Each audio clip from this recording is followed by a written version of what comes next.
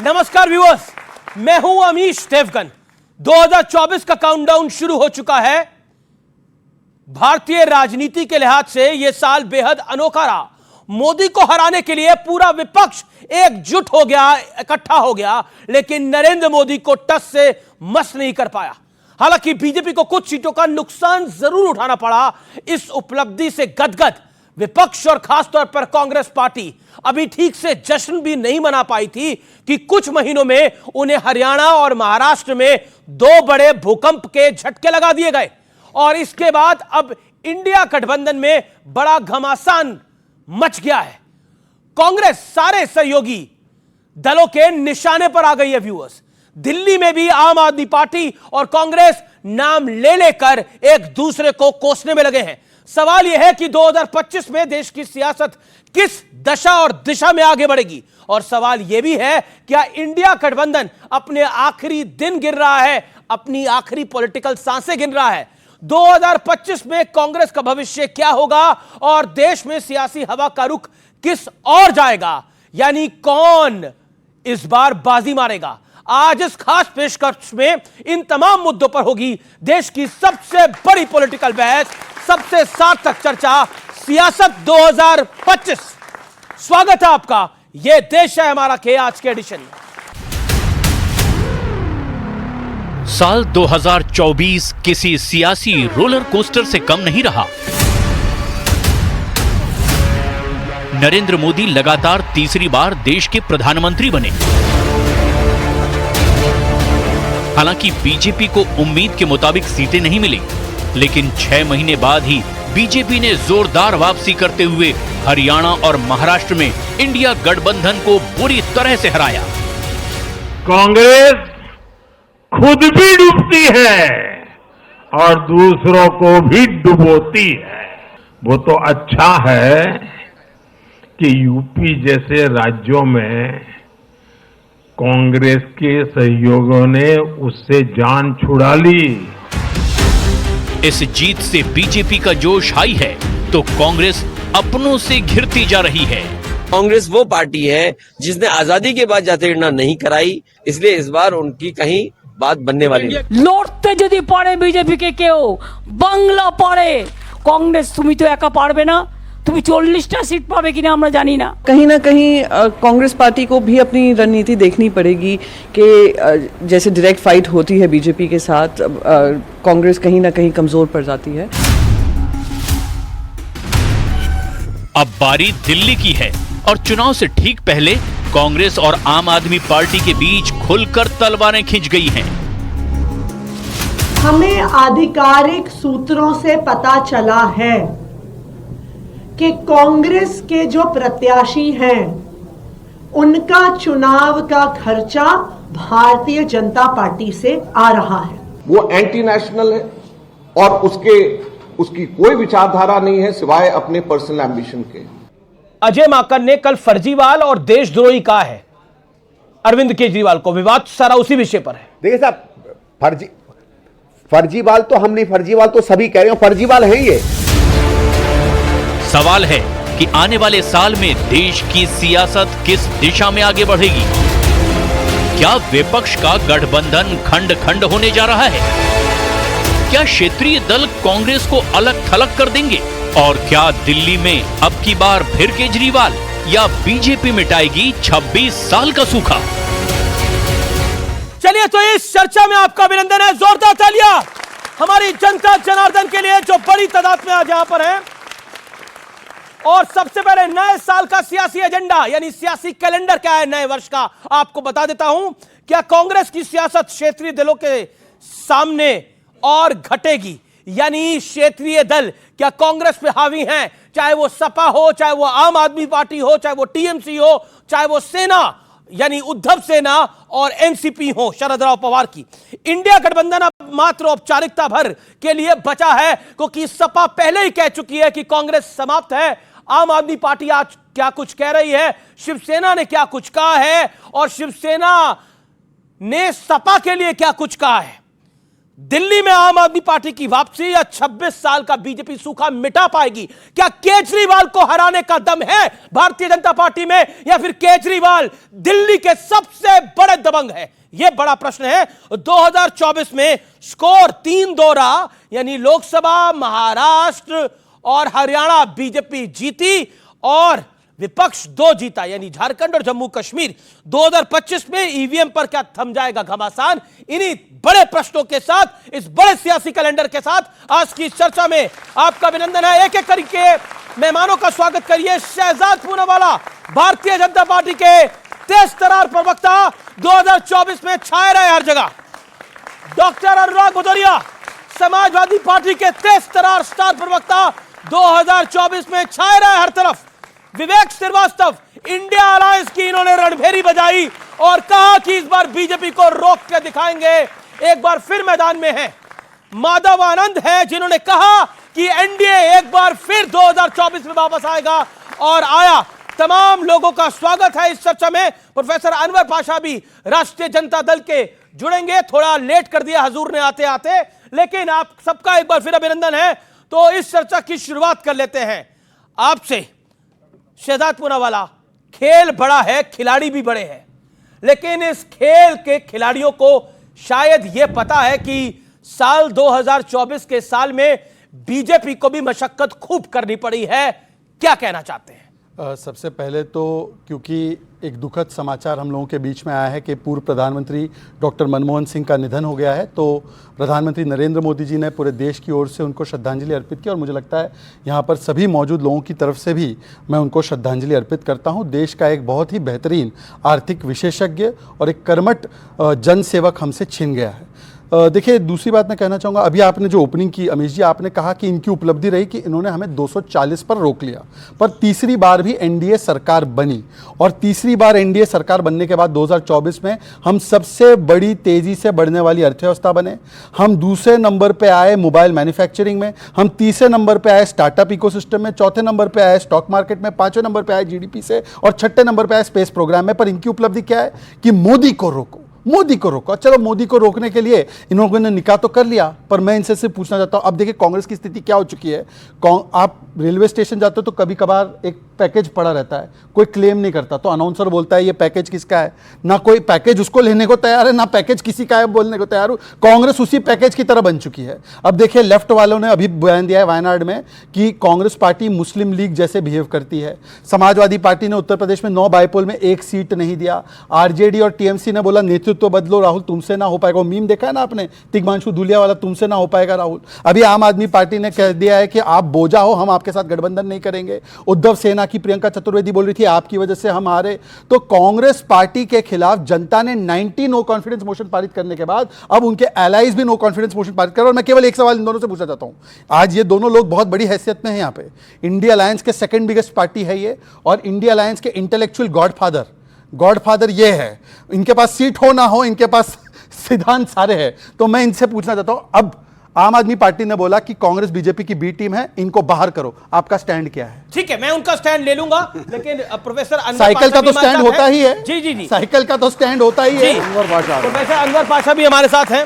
आइए पाशा साहब, जोरदार तालियां अनवर पाशा के लिए भी।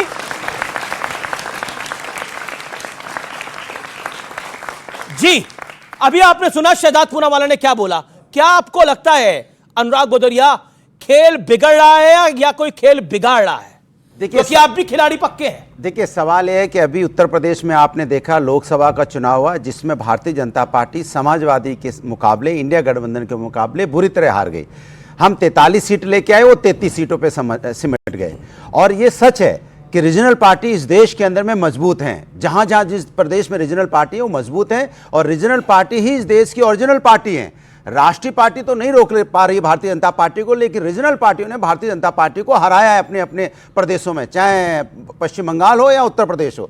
सवाल यह है कि लगातार ये भारतीय जनता पार्टी हार रही है, उसके बाद भी, और 2025 में साफ भी हो जाएगी, ये भी हम बता दें। अभी हमने उनको हाफ किया है ना उत्तर प्रदेश के अंदर में, और देश में 240 पे आए हैं, अभी बैसाखी पे हैं, और बैसाखी भी कहां से ली है? वो भी इंडिया गठबंधन की बैसाखी ली है, पीडीपी के साथ है और नीतीश जी के साथ है जो इंडिया गठबंधन के साथी थे, उन्हीं के साथ बैसाखी में टिके टीडीपी। और टीडीपी कब उनके साथ से और नीतीश जी किधर इधर चले आए और पता नहीं कब वो पैदल हो क्या नीतीश जी? नहीं, नीतीश जी आ सकते हैं कैलेंडर के साथ साथ नीतीश जी भी बदल सकते हैं, आ सकते हैं भाई। 23 में कहीं और 24 में कहीं और 25 में फिर वही। नीतीश जी अन्याय को बहुत ज्यादा बर्दाश्त नहीं कर पाते। क्यों बीपी बढ़ा रहे हैं शहजाद पूनावाला का? बीपी बढ़े या शुगर बढ़े, लेकिन देश का बीपी ठीक होना चाहिए, देश के लोगों का शुगर ठीक होना चाहिए, देश के बच्चों को उनका अधिकार मिलना चाहिए, उनके महिलाओं को और वहां के छात्रों को ये अधिकार जो बीजेपी छीन रही है, उन्हें वंचित कर रही है, हमें धर्म के राजनीति में फंसा के ये नहीं होना चाहिए। विवेक ये बात बोली, एक लॉजिकल बात बोली कि रीजनल पार्टी रोक पाती है, राष्ट्रीय पार्टी कांग्रेस नहीं रोक पाती। क्या कांग्रेस पार्टी बोझ है इस समय इंडिया अलायंस पर? नहीं, देखिए आपको यह मानना पड़ेगा कि कांग्रेस का एक इतिहास रहा है, आजादी के पहले का, उसके बाद का। इतने सारे प्राइम मिनिस्टर्स दिए हैं, 2 प्राइम मिनिस्टर मिसेस गांधी और राजीव गांधी शहीद हुए हैं इस देश के लिए, तो इस तरह से कांग्रेस को नकारना ठीक नहीं है। आज भी करीब 100 सीटें कांग्रेस के पास हैं इंटेलेक्चुअली। किसके सहारे पर है? नहीं, 100 सीटें तो अपनी लाए हैं, हर राज्य में कांग्रेस का प्रेजेंस है। सपा के सहारे पर यूपी में जीते। मैं ये नहीं कह रहा, हर स्टेट का अपना एक सुपरस्टार जरूर है। बंगाल में तृणमूल कांग्रेस है, यहां पे अरविंद केजरीवाल है, मैं अभी आपसे बात कर रहा था, समाजवादी पार्टी ने लीड किया, लेकिन कांग्रेस ने रिस्पेक्ट दी है। कांग्रेस ने अखिलेश जी को रिस्पेक्ट दी, फोन पे बात हुई, कहा 9 की 9 सीटें सपा के सिंबल पे लड़ने के लिए हम तैयार हैं।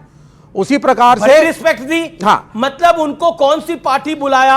अखिलेश जी ने बोला कांग्रेस समाप्त हो रही है, वो देखिए बड़ी रिस्पेक्ट चल रही है। संदीप दीक्षित आम आदमी पार्टी को बड़ी रिस्पेक्ट दे रहे हैं, और अजय माकन ने तो केजरीवाल को बड़ी रिस्पेक्ट दी है। एक पैराडॉक्स है इस मुल्क के अंदर जो आज नहीं 1947 से चलता चला आया है। कुछ राज्यों में हम हमेशा लड़े हैं, 24 और 25 नहीं 2024-25 की भी मैं बात कर रहा हूं आपसे। लेफ्ट लड़ती रही है, केरल में हम लड़ते रहे, और पहले तो हम लोग जब बंगाल में थे तो बंगाल में भी कांग्रेस से ही लड़ते थे। इंडिया अलायंस क्या कांग्रेस के बिना हो सकता है, जैसा आम आदमी पार्टी ने बोला कि इनको बाहर करना चाहिए? देखिए, एक कंसेप्ट था पहले, आप बहुत वरिष्ठ पत्रकार हैं और आपको नॉलेज है, तीसरे मोर्चे का एक कंसेप्ट कि नॉन बीजेपी नॉन कांग्रेस एक फ्रंट बनाने की हमेशा मुहिम उस मुल्क में रखी गई कि भाई हम दोनों तरफ नहीं रहेंगे। लेकिन आज की स्थिति में बिना कांग्रेस के बीजेपी को चैलेंज नहीं कर सकते। इंडिया अलायंस के अंदर कांग्रेस का एक महत्व जरूर है, नंबर ऑफ सीट्स भी हैं, तो हर राज्य में प्रेजेंस भी है। शिवसेना क्यों बाहर करना चाहती है कांग्रेस? कोई नहीं बाहर करना चाहता है। बात कर रहे हैं, खुल्लम खुल्ला बोला है, वो ऋषि कपूर साहब का गाना है, खुल्लम खुल्ला प्यार करेंगे हम दोनों। भाई, यहां पर कहा जा रहा है कि खुल्लम खुल्ला कांग्रेस को बाहर करेंगे हम सब मिलकर। फरवरी तक इंतजार कर लीजिए, फरवरी तक इंतजार कर लीजिए, आम आदमी पार्टी और कांग्रेस फिर इकट्ठे डुएट सॉन्ग गा रहे होंगे। अच्छा ठीक है। एक चीज याद रखना, 2025 में भारतीय जनता पार्टी साफ है, ये आप मान के चलिए। क्योंकि देखिए भारतीय उसका रीजन क्या है, उसका रीजन क्या है, उसका रीजन क्या है, उसका रीजन है कि भारतीय जनता पार्टी के लोग ना तो बाबा साहब का सम्मान कर पा रहे हैं 2024 में, आपने देखा जाते जाते, ना ही वो देश की जनता का सम्मान कर पा रहे हैं। देश की जनता को सिर्फ उन्होंने उलझा रखा है। ये देश अनेकता में एकता वाला देश है, ये अनेकता शब्द हटा के सिर्फ एक रखना चाहते हैं। क्या इस देश में एक झंडा चलेगा? क्या इस देश में चलेगा तो तिरंगा चलेगा, सिर्फ यहाँ तिरंगा चलेगा और कोई झंडा नहीं चलेगा। तिरंगा चलेगा, तिरंगा, और भारत माता की जय होगी, हिंदुस्तान की जय होगी, किसी पार्टी की जय नहीं होगी, सिर्फ भारत माता की जय होगी इस देश के अंदर में। अच्छा, कांग्रेस की जय करें, उसकी पराजय करें। मैं कह रहा हूं भारत हम एक है, भारत नहीं, इंडिया गठबंधन एक है, इंडिया गठबंधन एक है, कांग्रेस एक है, इंडिया गठबंधन एक है। अखिलेश जी ने क्यों बोला कांग्रेस समाप्त है? इंडिया गठबंधन, अखिलेश जी ने क्यों बोला कांग्रेस समाप्त है? मैं आपको एक चीज बोल दूं, एक तय मानिए, इंडिया गठबंधन में बहुत मजबूत नेता हैं, अपनी बात रखने में सक्षम है। इनके यहाँ मजबूर नेता है जो अपनी बात नहीं रख पाते। मैं माधव आनंद आपके पास आऊंगा, आप तो जेपी नड्डा की जो घर मीटिंग हुई उसमें भी मौजूद थे। ओके, इन्होंने कहा फरवरी में ड्यूएट सॉन्ग गाएंगे, मैं तो बता रहा हूं कि अभी भी गाना गा रहे हैं। पंजाब में गा रहे हैं हम आपके है कौन, और दिल्ली में गा रहे थे हम साथ साथ है, अब हो गया अकेले हम अकेले तुम, और फिर बोलेंगे कभी अलविदा ना कहना। आप सुन लीजिए 10 सेकंड और। अमीश जी आपने इतना लंबा दोनों को दिया, अमीश जी 10 सेकंड और। देखिए इन्होंने सही कहा, इन्होंने कहा पैराडॉक्स है। पैराडॉक्स नहीं है भाई साहब, इसको बोलते हैं म्यूचुअल कन्वीनियंस है। मतलब केरल में कुश्ती करेंगे, जमाते इस्लामी से गठबंधन है कांग्रेस का, ये पिनराई विजयन ने कहा, इनके सीनियर मोस्ट नेता ने, और दिल्ली में आके दोस्ती करेंगे सेकुलरिज्म बचाने के लिए। इसको बोलते हैं no mission only commission only, division only, confusion only, obsession with Modi ji. और इनको आखिरी बात इन्होंने बोला एक झंडा होगा, मैंने आपके पीछे विवेक अपनी टर्न पे। अभी अनुराग जी ने बोलते बोलते, क्योंकि इनकी गाड़ी इतनी तेज चलती है तो कभी कभी कहा इधर उधर, अरे तो एक झंडा ही रहेगा। ऐसा सुनिए, नहीं आप तो भगवा की भी आप सोचते हो कि भगवा झंडा पूरे देश में लहराएगा, देश में तिरंगा लहराएगा, आप लोग तिरंगा लहराएगा। मैंने आपके बीच में नहीं बोला, तो आप उसको छोड़ो मत। अनुराग जी, एक झंडा लाने की प्रक्रिया कब हुई? जब 370 को कब्र में दफनाकर देश में जम्मू कश्मीर से कन्याकुमारी तक एक तिरंगा लहराया। कांग्रेस और एनसी ने कहा कि वहां पर दूसरा संविधान होना चाहिए। अब बताइए स्टैंड आपका कि एक निशान या दो निशान होना चाहिए, एक संविधान या दो संविधान? अरे रेजोल्यूशन जी एनसी ने रेजोल्यूशन लाया कि नहीं लाया? 370 को वापस लाने का रेजोल्यूशन लाया एनसी ने। झंडा है और रहेगा। ओमर अब्दुल्ला को बोलो, ओमर अब्दुल्ला की सरकार में शामिल है, आप मानते हैं इस बात को? तिरंगा, ओमर अब्दुल्ला की बात को मानते कि नहीं मानते? तिरंगा नहीं, बिल्कुल तिरंगा है, तिरंगा था। नो भगवान, नो एक सेकंड, ये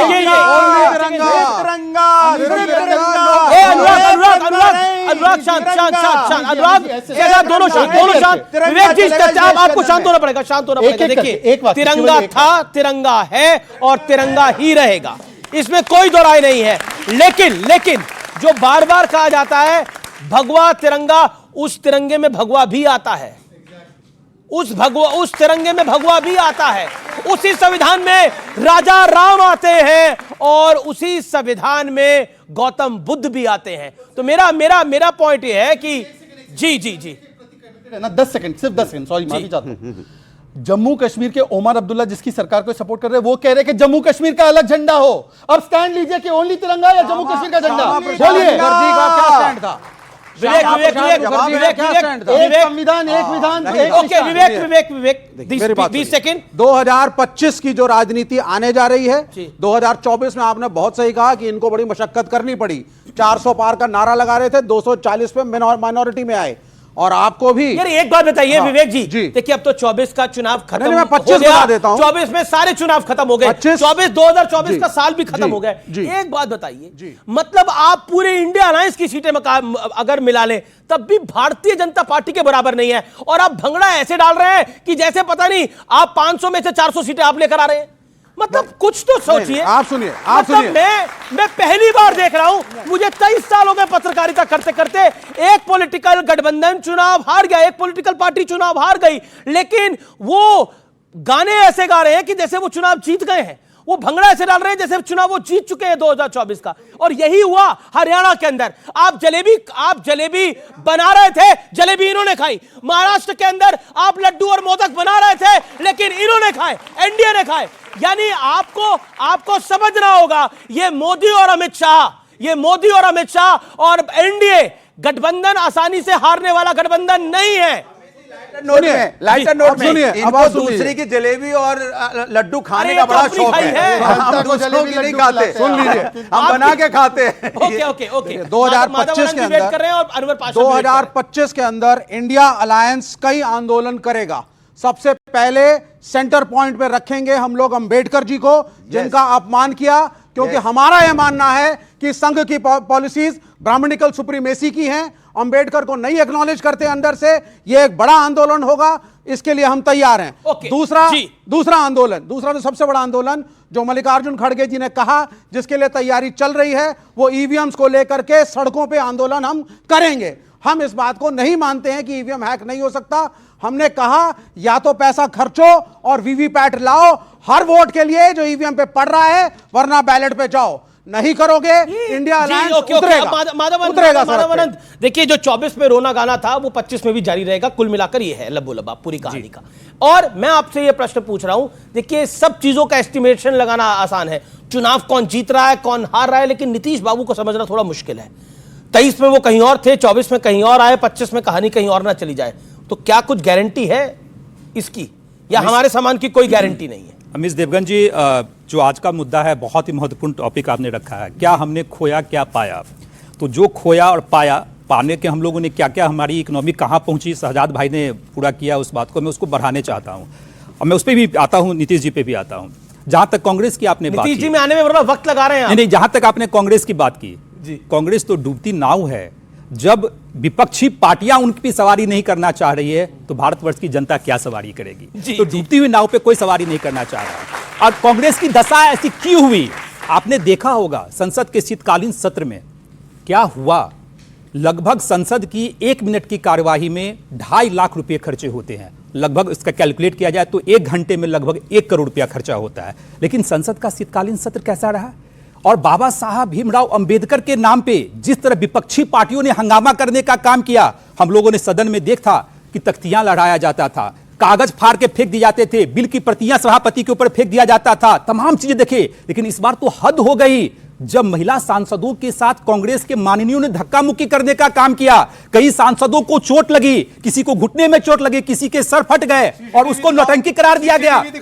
नमित देवगन जी, उसको नौटंकी करार दिया गया। जिस बाबा साहब अंबेडकर के नाम पे सारी घटना घटित हुई, आज बाबा साहब की आत्मा भी उसको आप दिखा सकते हैं। रही होगी। एक तथ्य नहीं है आपके पास, जाना चाहती है। एक तथ्य आपके पास नहीं है। मैं माननीय गृह मंत्री जी को धन्यवाद देना चाहता हूं। पहली बार बोल रहे हैं गृह मंत्री जी को धन्यवाद देना चाहता हूं कि जिस तरह सदन के पटल पे उन्होंने कांग्रेस का पोल खोलने का काम किया, कि कांग्रेस ने किस तरह बाबा साहब अंबेडकर को अपमानित करने का काम किया, किस तरह संविधान को बदलने का काम किया। मैं आदरणीय नीतीश जी पर आप कुछ नहीं बोल रहे, आपकी खामोशी बहुत कुछ कह रही है। जहां तक आपने कही हम लोग के एनडीए, मेरा एनडीए, हम लोग का एनडीए अलायंस पूरी तरह इंटैक्ट है। नीतीश चाचा हमारे साथ हैं, ये खुद ही प्रोटेस्ट करते हैं, आगे भी रहेंगे। ये खुद ही हम आपको बताना चाहता हूं प्रोटेस्ट करते हैं, कहीं दो मत वाली बात नहीं है। अरे ठीक है, द्वार पे ये बीजेपी के लोग पूरा एनडीए गठबंधन एकजुट है और एनडीए का कुनबा और बढ़ेगा, एनडीए का कुनबा और बढ़ेगा और इंडिया अलायंस के कई ऐसे साथी होंगे जो एनडीए से जुड़ने की कोशिश कर रहे हैं। अच्छा, ये बड़ी बात बोल रहे हैं। अच्छा, एक बात बताइए,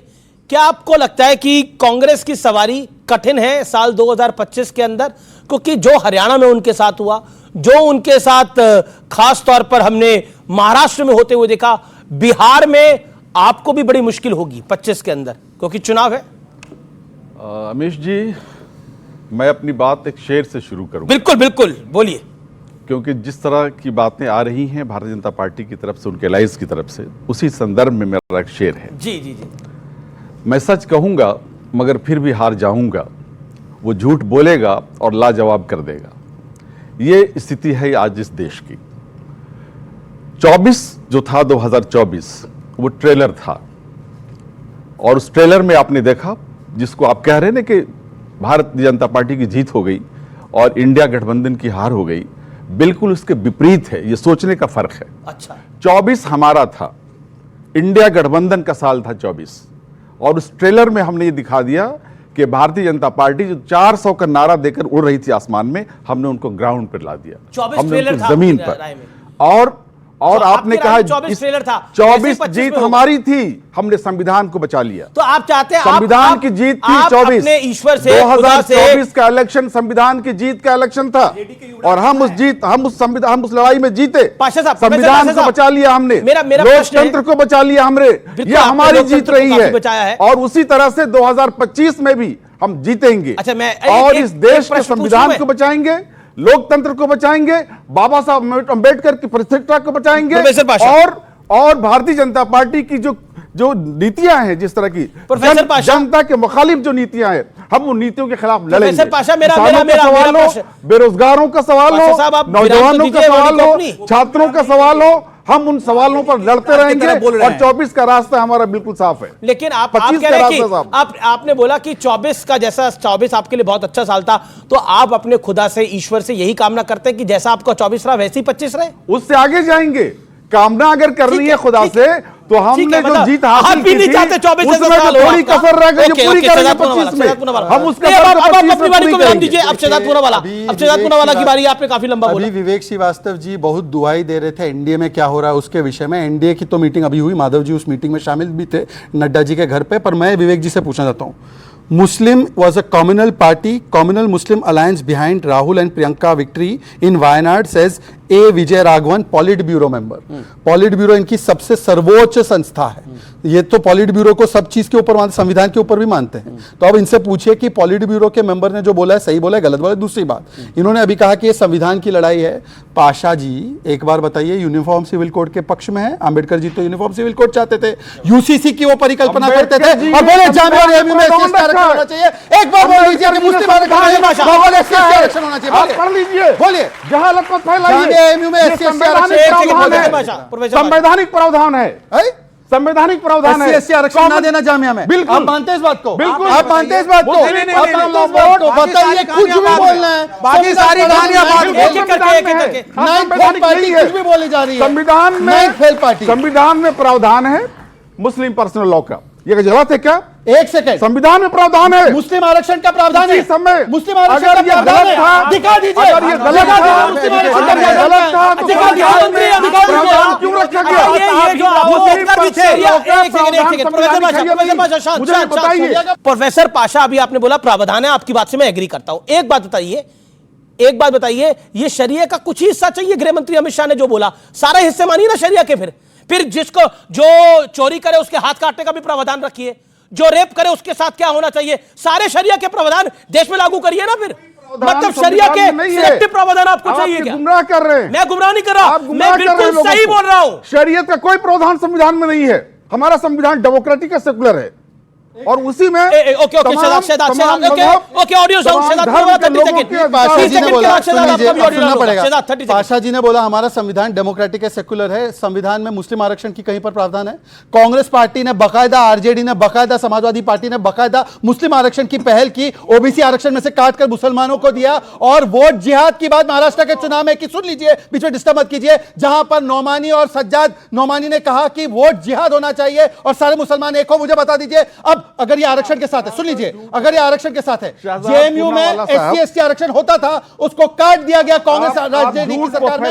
एक बात पूछिए कि क्या वो SC ST आरक्षण के साथ है, हाँ या ना, या मुस्लिम आरक्षण के साथ है?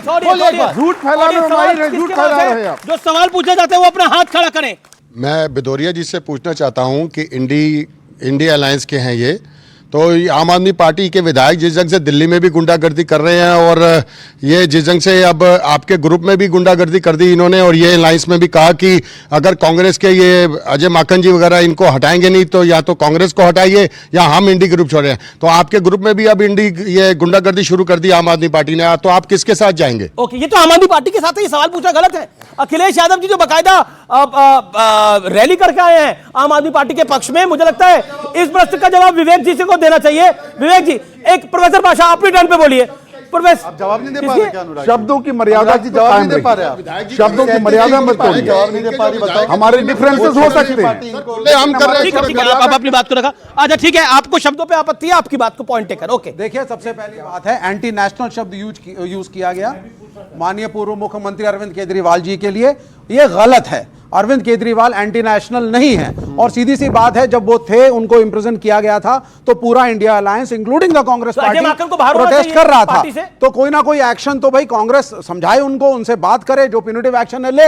ये तो गलत है ना। ये जो समाजवादी पार्टी है, ये क्या बीजेपी की बी टीम है? ये मैं नहीं बोला, आदित्य ठाकरे ने बोला है। नहीं, बिल्कुल नहीं, हम इसको नहीं मानते। वहां पे मिसअंडरस्टैंडिंग कुछ जरूर हुई है महाराष्ट्र में, लेकिन ये बहुत इंपॉर्टेंट घटक दल है। इनकी वजह से इंडिया अलायंस उत्तर प्रदेश, जो कि सबसे बड़ा राज्य खड़ा है, ये कमाल की मोहब्बत है, जिसके ये वही मोहब्बत है जिसमें अटल बिहारी वाजपेयी 22 पार्टियों की सरकार जब चलाते थे और जयललिता और तृणमूल कांग्रेस की ममता बनर्जी उसकी पार्ट होती थी। ये वही मोहब्बत है ये अलायंस में होती है। अटल जी वाली मोहब्बत की बात मत करिए आप, वो कर नहीं पाएंगे आप। ओके, अमित देवगन जी, आपकी पूरी कोशिश है कि इंडिया अलायंस एकजुट हो। मैं आपकी कोशिश को समझ रहा हूं, और लोकतंत्र के लिए जरूरी भी है, लोकतंत्र के लिए जरूरी भी है। लेकिन यहां आप देख लीजिए, एक स्वर नहीं है, हम लोग के यहाँ एक स्वर है, एक स्वर से हम लोग बात करते हैं। लेकिन यहाँ अरविंद केजरीवाल कुछ और बोलते हैं, अखिलेश यादव जी कुछ और बोलते हैं, अनुराग भाई कुछ और बोलते हैं। दूसरी बात,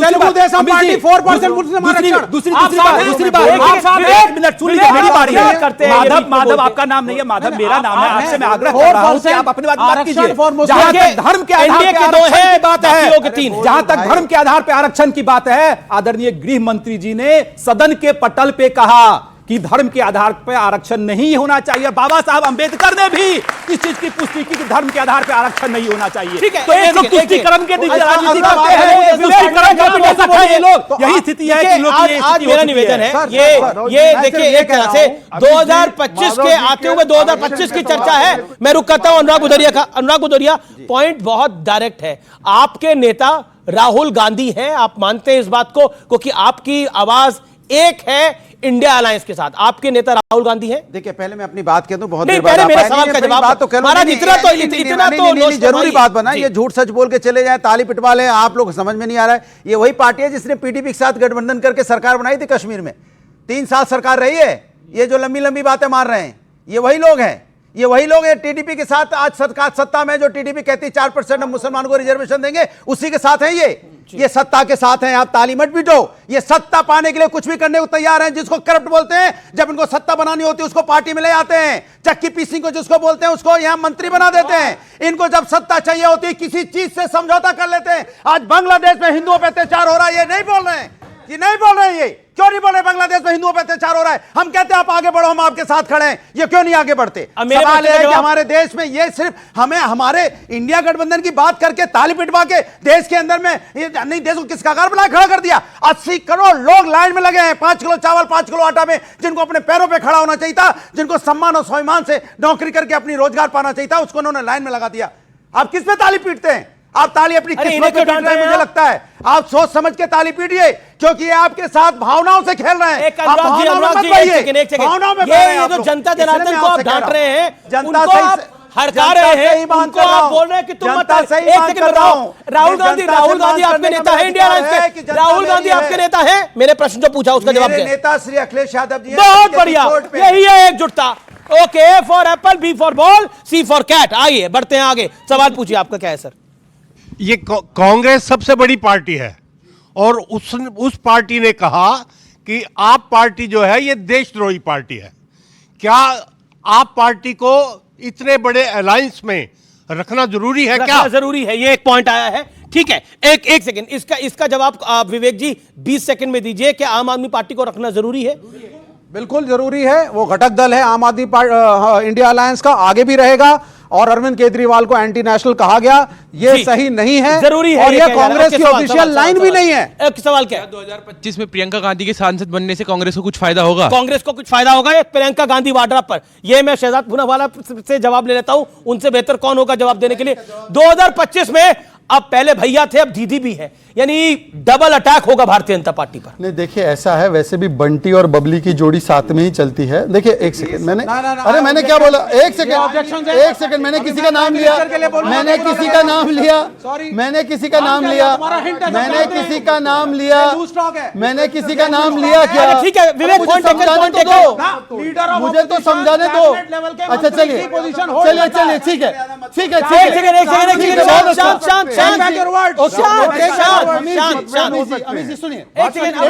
बोलिए सब लोग, आपका पॉइंट टेकन है। अपने शहजाद किसी के बीच में नहीं बोले, उनके पॉइंट को नोट कर लिया है। अब मैं जवाब अपने समय से बोलिए। अभी विवेक जी ने एक चीज की, मेरे मित्र है, अच्छे मित्र है, उन्होंने ऑब्जेक्शन किया। मैं उनके ऑब्जेक्शन को तब स्वीकारूंगा अगर वो मेरे एक पॉइंट को स्वीकारे। बोलिए कि वायनाड से जो कैंडिडेट जीता वो इंडिया अलायंस का कैंडिडेट था, प्रियंका वाड्रा इंडिया अलायंस की थी। खुद ने लेफ्ट का कैंडिडेट प्रियंका के सामने रखा और अब यहां पर आकर मुझे समझा रहे। बताइए क्या कंफ्यूजन है? और सुनिए, मैंने पूरी बात नहीं करी। अभी यहां पे एक गुफ्तगू चल रही थी कि फलाने ने फलाने को करप्ट बोला, फिर पार्टी में ले लिया। सुनिए, कर रखा है, मुलायम सिंह यादव ने चोरी कर रखी है, मायावती ने चोरी कर रखी है, सबने चोरी कर रखी है। और अगर ये पार्टियां जन लोकपाल बिल पास कर देंगे तो ये सारे, ये आपको कल तक भ्रष्टाचारी कह रहे थे, आपसे साथ ले लिया। अब तीसरी बात, पूरी बात सुनना दीजिए। अभी आंबेडकर जी की भी बड़ी प्रशंसा कर रहे थे, करनी चाहिए। पता है क्यों? क्योंकि इनके नेता आजम खान ने बोला प्रतिमा के बारे में आंबेडकर जी की कि ये प्रतिमा जो उंगली दिखाते हुए वो कहती है ये जमीन भी मेरी है और आगे आगे वाला प्लॉट भी मेरा है। और इन्होंने छत्रपति शाहू महाराज के नाम के जो डिस्ट्रिक्ट है उसको चेंज किया, इन्होंने मेडिकल कॉलेज के नाम आंबेडकर जी के नाम पर चेंज किया। ये आंबेडकर जी के प्रति कमिटमेंट है। सुनिए, एक सेकंड, अनुराग भदौरिया आपकी बारी है। अनुराग, सीधा पॉइंट है कि अरविंद केजरीवाल तो स्वर्गीय मुलायम सिंह यादव को, क्योंकि मैं मुलायम सिंह यादव का मेरा लाइफ का जो तीसरा या चौथा इंटरव्यू था वो मुलायम सिंह यादव जी का ही था, तो मैं पूछ रहा हूं कि उनको करप्ट कहते थे अरविंद केजरीवाल, आज उन्हीं के लिए क्या मजबूरी है कि आपको उनका सहारा लेना पड़ रहा है? देखिए, आपको ऐसा लग रहा है कि समाजवादी पार्टी को किसी का सहारे की जरूरत है उत्तर प्रदेश में? समाजवादी पार्टी अपने दम पे खड़ी है और सबको पता है कि अपने दम पे कांग्रेस तो कहती है कि राहुल जी की वजह से मेरी बात सुन लीजिए, मेरी बात सुनिए। अब वो कौन क्या कहता है वो सबको पता है। दूसरी बात, आपको पता होगा इस देश के अंदर में इमरजेंसी लगी थी 75 में, तो कौन लड़ा सबसे ज्यादा इमरजेंसी में? जेल भी गए आदरणीय नेताजी, क्योंकि उसमें संविधान पे खतरा था। लगाई किसने थी? अरे कांग्रेस की सरकार। मैं बोला ना, मैं बोल तो रहा हूं, सुन तो लो, ताली, अभी बात सुन लो। अब बोलो तो आली नहीं, ठीक कांग्रेस ने, उन्होंने संविधान बचाने के लिए, हम कांग्रेस के खिलाफ भी लड़े उस समय।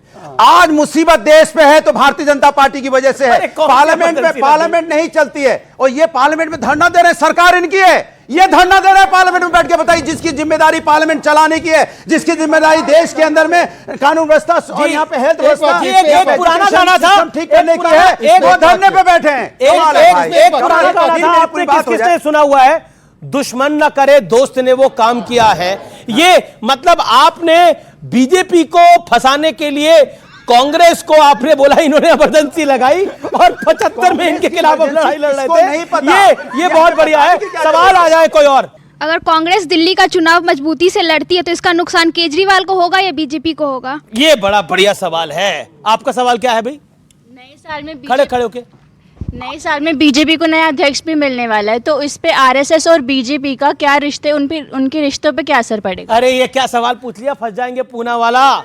क्या पूना वाला जी, सब कुछ ठीक ठाक है? ये सवाल है वहां से। कुछ ठीक नहीं है, ये दूसरों में झाग रहे थे, खुद ही झगड़ा लगा हुआ। इनका हो जाएगा तब। नहीं, आपका आरएसएस से कोई रिश्ता तो जवाब दीजिए। अरे क्यों नहीं, आरएसएस देश के अंदर में कुछ भी बोलेगी और आप कहोगे हम उन्हें टोकेंगे नहीं। इनसे सवाल पूछ रहा हूं, आपका रिश्ता है कोई आरएसएस से क्या? आरएसएस बोल रही है कि मस्जिदों में मंदिर मत खोजो, लेकिन इनके लोग तो खोजने चले जा रहे हैं। इनका आपस में चल रहा है गुत्था गुत्थी। एक सेकंड, अच्छा, गुत्था गुत्थी चल रही है। अब मैं जवाब देता हूं। वो कह रहे हैं गुत्था गुत्थी चल रही है, आप ये भी चल रहा है, हम तुम्हारे अनुराग जी, ये नहीं तरीका। ये लोग कह रहे हैं अनुराग जी को अब रोकना पड़ेगा। ये भी चल रहा है। अमीश जी बोलो। देखिए, अनुराग जी भली भांति जानते हैं कि हम लोग की संस्कृति ये नहीं है कि हम भरे मंच से अपने अब्बूजान के हाथ से माइक छीने। आपने देखा हो कि कोई बीजेपी वाले ने किसी आरएसएस, जिसको हम अपने पिता संगठन की तरह या मातृ संगठन की मानते हैं, उसके जैसे औरंगजेब ने माइक खींचा होगा या औरंगजेब ने अपने बाप के हाथ से ताली खींची होगी, वैसे किसी की संस्कृति है। मैंने किसी का नाम नहीं लिया।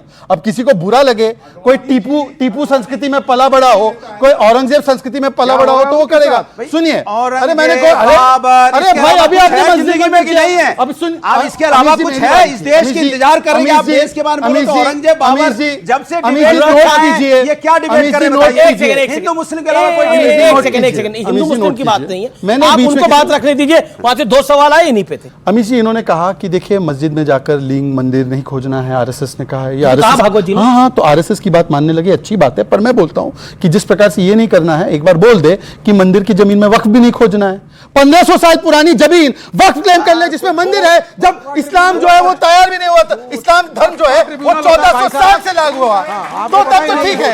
पर मंदिर में जाकर नहीं, मस्जिद में जाकर मंदिर नहीं खोदना है, ठीक है। और आखिरी बात, अभी हाँ भाई, इनको आपने राहुल गांधी पे पूछा, कैसे बोलेंगे राहुल गांधी हमारा नेता है? आईपी सिंह ने ट्वीट करके कहा कि ये व्यक्ति जो है इसकी उम्र 55 की और दिल बचपन का है। और रामगोपाल यादव ने कहा हम राहुल गांधी को लीडर नहीं मानते, अन्यथा बोले राहुल गांधी को लीडर मानते नहीं मानते, मना कर दिया उन्होंने। अरे मैं कह रहा हूं समाजवादी पार्टी के राष्ट्रीय क्या ये जो आईपी सिंह ने करा, आप देखिए 2024 का बिल्कुल अंत है, 25 आने वाला है। ये जो आईपी सिंह ने ट्वीट करा, कहा कि राहुल जी की उम्र 55 की है और काम बचपन के हैं, आप उस पर एग्री है डिसएग्री? ये कौन है आईपी सिंह? पार्टी? अरे आपकी पार्टी के वरिष्ठ अखिलेश जी के बात सुन लीजिए। रामगोपाल यादव कौन है? मेरी रामगोपाल यादव बात सुनिए। रामगोपाल यादव कौन है? मैं जो बोल रहा हूं सुन लीजिए। प्रोफेसर रामगोपाल यादव कौन है? पार्टी, अरे बोल तो, ऐसे ट्वीट को ऐसे को पार्टी इंडोर्स नहीं करती है। कोई इंडिविजुअल अगर कुछ लिखता है तो उसकी अपनी जिम्मेदारी होती है। बोल रही है नहीं, जिनका पहले आपने नाम लिया, प्रोफेसर रामगोपाल यादव तो पार्टी के सबसे प्रमुख महासचिव हैं, उनका सम्मान है पार्टी में। तो उन्होंने जो बोला जायज है? क्या जायज है? उन्होंने जो बोला, क्या बोला? प्रोफेसर रामगोपाल क्या बोला? उन्होंने बोला, क्या बोला? नहीं, बिल्कुल क्लियर। अखिलेश यादव जी हमारे नेता है, इसमें बहुत बढ़िया, सभी कह रहे हैं अखिलेश यादव जी हमारे नेता है, इसमें बुराई क्या? मुझे समझ में नहीं आया कि वक्फ के मामले के ऊपर किस तरह से कहा जाता है वो भी एग्रीएबल नहीं है। आपने बोला कि मैं डिसएग्री करता हूं। वक्फ के बारे में जो भ्रम फैलाने का काम बीजेपी कर रही है, 1500 साल पुराना मंदिर, कॉम्युनल एजेंडा है, भारतीय जनता पार्टी का कॉम्युनल एजेंडा है। मुसलमानों से संबंधित हर चीज को टारगेट करती है, प्रधानमंत्री जी को तो हर चीज को टारगेट करती है। कर रहे हैं। सम्मानित प्रधानमंत्री के पद के सम्मान हम करेंगे, लेकिन प्रधानमंत्री अगर गलत नीतियां अगर लागू करेंगे तो हम उसको अपोज भी करेंगे। क्या गलत? मुसलमान कैसे सम्मान गलत? प्रधानमंत्री कहते हैं इनको कपड़े से पहचानो, ये मंगलसूत्र छीन लेगा, ये भैंस चुरा के ले जाएगा। ये प्रधानमंत्री की भाषा है। देश का प्रधानमंत्री इस तरह की भाषा इस्तेमाल करता है, उनका सम्मान आप चाहते हैं? हम उस पद का सम्मान करेंगे। पद की गरिमा है, प्रधानमंत्री को भी अपनी पद की गरिमा का ख्याल रखना चाहिए। जी बोले 30 सेकंड। क्योंकि आज पूर्व प्रधानमंत्री डॉक्टर मनमोहन सिंह हमारे बीच में नहीं रहे, आपको इन्होंने कहा कि यह भाषा है, ये उद्धव ठाकरे का मैं बयान बता रहा हूं। उन्होंने, उद्धव ठाकरे ने प्रधानमंत्री मनमोहन सिंह को HIJRA बोला, मैं पूरा नहीं बोल रहा हूं क्योंकि मर्यादा होती शो की। HIJRA, आप समझ गए क्या बोला? अब मैं इनसे पूछना चाहता हूं, ये उद्धव सेना के साथ है, उद्धव सेना से मिलते जुलते, बोले उद्धव सेना को निकालो। मनमोहन सिंह जी को ना केवल राहुल गांधी ने उनका ऑर्डिनेंस फाड़ा, उनकी लास्ट जो मीटिंग थी उस पे नहीं गए, लेफ्ट ने तो समर्थन खींच लिया था यूपीए 1 से, तो ये भी कुछ ज्यादा ना बोले। HIJRA सुन लीजिए, बीच में मत बोलिए, सुनिए, एक सेकंड सुनिए, पाशा जी सुनना पड़ेगा, पाशा जी सुनना पड़ेगा, पाशा जी सुनना नहीं कर सकते यार, ये तरीका ठीक नहीं है। एक बार आते डिबेट में इस प्रकार से, उदाहरणों को देखकर इनको रोकिए, इनको रोकिए, इनको रोकिए, इनको रोकिए, इनको रोकिए। मैं बिल्कुल रोक रहा हूं, एक सेकंड, आप अपनी बात को, ओके प्रोफेसर पाशा, उनको सुन लीजिए 10 सेकंड, प्रोफेसर पाशा 10 सेकंड सुन लीजिए, फिर ऑडियंस के सवाल ले रहा हूं मैं। बाकी सब छोड़ नहीं है, अभी छोड़ दीजिए पाशा जी, ये तरीका आपका गलत है। आप डिबेट के देखिए, शायद डिबेट ज्यादा करते नहीं इसलिए, या इनको लगता है जंगल राज है, डिबेट राज नहीं है। सुन लीजिए, राज तो पूरे देश को बना रखा है आपने। Please can I complete? Mister Pasha, पूरे देश को बना रखा है। ओके मिस्टर पाशा, करके बात करेंगे तो जवाब नहीं दूंगा ना। अरे कौन आपको एड्रेस कर रहा है? 4 सीट आती नहीं है, एड्रेस कर रहा है, कौन है? बिहार में आपकी नंबर पार्टी नहीं है, चलिए छोड़िए, आप कौन एड्रेस जवाब दूंगा? अरे एलजेपी की किससे ज्यादा सीटें? 84 में 2 सीटें आई थी भारतीय जनता पार्टी के, याद है कि नहीं याद है आपको? अनुराग जी इतना बड़ा घमंड है, इतना बड़ा घमंड, इतने इस तरह की बात करेंगे, सीट आई है 4 सीटें, आपकी 2 सीटें थी देश के अंदर में। ओके ओके ओके, हिंदुस्तान के अंदर में हम सब एक हैं, शांत होगा पड़ेगा। आपने बोला ये है इंडिया अलायंस की एकता, ये है इंडिया अलायंस की एकता, और सपा ने पकड़ लिया। क्या तरीका है ये? एकता है इंडिया अलायंस की, और आपके सामने हमारी एकता से भाजपा भयभीत है। अच्छा एक सेकंड, एक second, silence on the floor, अपनी बात को आप रखिए क्विकली। अभी क्योंकि डॉक्टर मनमोहन सिंह जी की बात हो रही थी, सुनिए। हमारे ऊपर 200 साल राज किया था, उन 200 सालों में वो हमारे देश को लूट के लंदन में पैसा ले जाते थे, लेकिन मुझे लगता है कि इन 10 सालों के अंदर डॉक्टर मनमोहन सिंह, राहुल गांधी और सोनिया गांधी की सरकार ने जितना घोटाला किया और जितने पैसे ये स्विस बैंकों में लेके गए, वो शायद 200। अब बताओ, अब आप सुनिए, उन्होंने कहा हाँ भ्रष्टाचार पे मैं लड़के आया, मैंने पार्टी बनाई, मैंने इलेक्शन लड़ा, मैं जीता, लेकिन आज देश खत्म हो जाएगा अगर इंडिया अलायंस नहीं बना, हम सारे इकट्ठे नहीं हुए, सपा और आरजेडी और लेफ्ट और कांग्रेस सब इकट्ठे नहीं हुए तो देश का संविधान ही बर्बाद कर देंगे। इसलिए पहले देश बचाओ, भाजपा हटाओ, फिर हम एक विवेक जी बाहर निकलेंगे।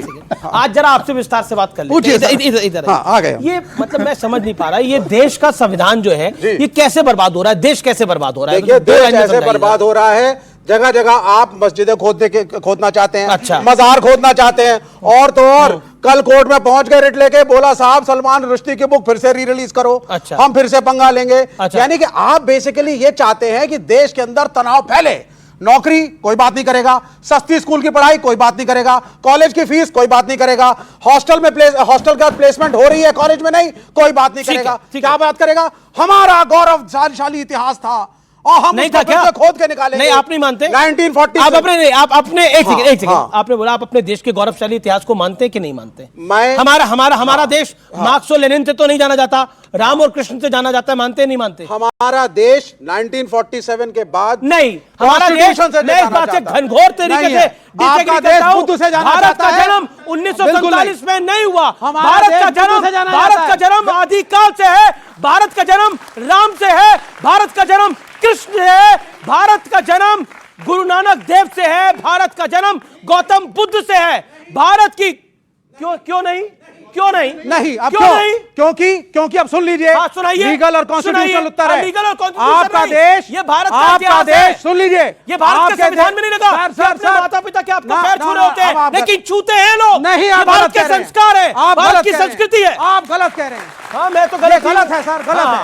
सच्चाई ये है, ये कॉन्स्टिट्यूशन जो फाउंडिंग फादर्स ने इस देश के जो आजादी की लड़ाई में लड़ करके बनाया, उसकी जो आत्मा है, उस आत्मा में एक का कॉपीराइट नहीं है। उसमें राम बुद्ध, उसमें अजमेर के ख्वाजा शरीफ, उसमें चर्च, उसमें भगत सिंह, उसके अंदर वो मजदूर, उसमें वो किसान, उसमें आपके जैसा पत्रकार, आपके जैसा पत्रकार भी है। ये कॉम्पोजिट मत बोलिए कि सिर्फ राम इस देश की आत्मा है। इस देश की आत्मा में बहुत कुछ है। भारत का जन्म भारत का जन्म आदिकाल से है। भारत तब भी था We follow the constitution. अंग्रेज नहीं We थे, follow the जब यहाँ मुगल नहीं थे। constitution. राहुल गांधी और प्रियंका गांधी के बारे में शहजाद भाई की बात को मैं आगे बढ़ाता हूं। पहले मम्मी भी थी, बेटा भी था, अब बहन भी आ गई, कुछ दिन में जीजा भी आएंगे, लेकिन कांग्रेस का कुछ नहीं होने वाला। कांग्रेस का कुछ नहीं होने वाला है, क्योंकि परिवारवाद का पोषक अगर कोई पार्टी है, परिवारवाद का कोई पोषक है तो वो कांग्रेस पार्टी और उनके गठबंधन के लोग हैं। कभी नहीं होने जा रहा है। उन लोगों ने बिजनेस बना दिया, उन्होंने राजनीति को बिजनेस बना दिया। कांग्रेस राहुल गांधी और सोनिया गांधी ने कांग्रेस को एक पार्टी नहीं, व्यापार बना दिया। मैं एक एक नेता का नाम लूंगा, उस पर आपको अपनी राय देनी है। प्रोफेसर साहब, नरेंद्र दामोदर दास मोदी, जाहिर है कि वो प्रशंसा लायक नहीं है उनका काम। पद पर जहां है उस पद का हम सम्मान करते हैं, प्रधानमंत्री के पद पर हैं, हम उस पद का सम्मान करते हैं। उनकी पॉलिसियों को हम एक्सेप्ट नहीं करते, उनकी पॉलिसियां जन विरोधी पॉलिसियां रही। जी, 15 सेकंड में आपने एग्जैक्टली समाप्त करा। डॉक्टर अनुराग भदौरिया, अखिलेश यादव और राहुल गांधी, चूज वन। अखिलेश यादव इस देश के सबसे बड़े नेता हैं और उनके पास वो क्षमता है विकास करने की, उनको क्षमता है कमजोर लोगों को ऊपर ले जाने की। शहजाद, आपके लिए थोड़ा टफ है। आतिशी बेहतर सीएम थी है या केजरीवाल? आतिशी बिल्कुल बेहतर सीएम थी, परंतु वो अंधों में काना राजा कौन, इस प्रकार की स्थिति है। और विवेक जी, आपके लिए दिल्ली में आम आदमी पार्टी जीतेगी या कांग्रेस जीतेगी? दिल्ली में आम आदमी पार्टी जीत रही है, बड़ा साफ सा सवाल है, लेकिन कांग्रेस एक बड़ा घटक दल है इंडिया अलायंस का और रहेगा, और फरवरी के बाद दोनों हाथों में हाथ डाल के गाना जरूर गाएंगे। बिहार का बेहतर मुख्यमंत्री कौन रहा है, जीतन राम मांझी या नीतीश बाबू? निश्चित रूप से नीतीश कुमार जी के नेतृत्व में बिहार में जो विकास हुआ है वो सबने देखा है। बिहार को जंगल राज से निकालने वाले आदरणीय नीतीश कुमार जी हैं, और मैं इस मंच के माध्यम से यह मांग भी करना चाहता हूं कि आदरणीय नीतीश कुमार की जो भूमिका जो रही है बिहार को विकास की ओर ले जाने में, उनको भारत रत्न से सम्मानित करना चाहिए। भारत रत्न से सम्मानित करना चाहिए। आप सबको आने वाले वर्ष की बहुत बहुत शुभकामनाएं और आप सबका भी बहुत बहुत अभिनंदन। आप आज इस मंच पर आए, आप हमारे साथ जुड़े। तो फिलहाल आज के इस खास एडिशन में इतना ही। उम्मीद है आज का कार्यक्रम आपको जरूर पसंद आया होगा। आपको मेरा नमस्कार, जय हिंद, वंदे मातरम।